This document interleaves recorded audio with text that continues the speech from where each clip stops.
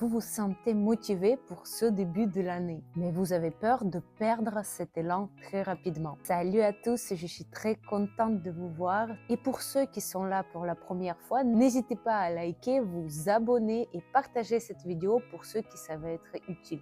Alors aujourd'hui, on va parler d'un sujet super important. Comment garder la motivation et ne pas abandonner vos projets rapidement. Moi, comme vous, je vise tout de suite de faire énormément de choses au mois de septembre. Et savez-vous quoi? Il y a des années, je vivais la même chose. Le 1er septembre, je suis super motivée et à la fin du mois, hop, plus d'énergie et encore un petit peu malade, enrhumée, mal à la tête, je dors mal. Avant que j'apprenne ces 5 astuces que je vais vous partager tout de suite. La première chose, il faut avoir une vision claire de ce que vous voulez faire.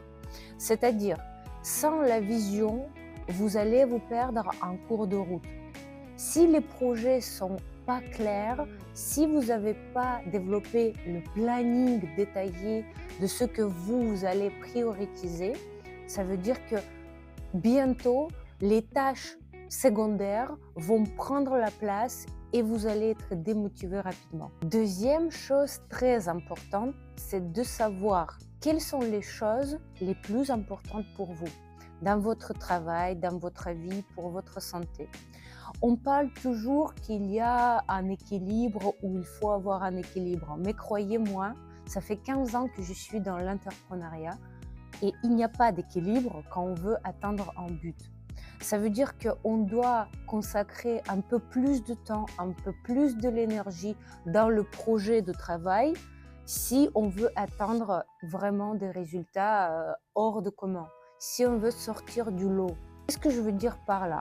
Au mois de septembre, quand vous vous programmez pour l'année à venir, il faut tout de suite se dire honnêtement, là, ce sont des choses importantes. Là, je vais prendre plus de temps pour mon travail et accorder ça avec tes proches. Honnêtement, un compagnon, une femme, les enfants, ils peuvent comprendre quand c'est une étape passagère. Quand c'est par exemple 6 mois, quand tu vas être plus absente, mais après, ils vont avoir plus de bien pour vivre la vie, pour être beaucoup plus libre, pour voyager, etc. Donc, il faut savoir prioriser. Pour cela, j'utilise la technique de 5 why. 5 pourquoi. Pour chaque projet que tu vises pour l'année, tu réponds à la question pourquoi c'est important pour toi et tu dois répondre 5 fois. Et si tu réponds honnêtement, à la fin, tu vas voir est-ce que c'est une chose importante ou pas. Alors, ça va être beaucoup plus simple de faire une liste et prioriser tes tâches. Troisième chose, c'est de minimiser la distraction. Ça veut dire il faut tout de suite au travail diminuer les nombres de notifications, des mails qui sortent ou qui apparaissent par-ci par-là. Et de sorte de vérifier toutes les applications pour qu'ils ne te dérangent pas pendant ton travail, pendant ton discours, pendant la réunion. Il faut soit partager cette tâche avec l'équipe, ça veut dire répondre aux mails ou prendre des appels, soit vraiment prendre un assistant ou minimiser les appels, ça veut dire éteindre le téléphone, éteindre la télé et au maximum la possibilité pour qu'on ne te dérange. Comme ça, tu vas être beaucoup plus réactif dans la réalisation de tes tâches, alors ça va être beaucoup plus productif à la fin de période de ton planning. Par exemple, moi, je garde toujours mon téléphone éteint pendant les heures de concentration. Et franchement, s'il y a quelque chose qui arrive, je veux le savoir par les autres moyens. Quatrième chose pour rester motivé longtemps. Il faut créer un tableau de bord. Moi, je le fais régulièrement. Dans l'application ou si tu préfères un joli cahier, il faut suivre d'une manière hebdomadaire les tâches que tu arrives à faire rapidement et avec le succès.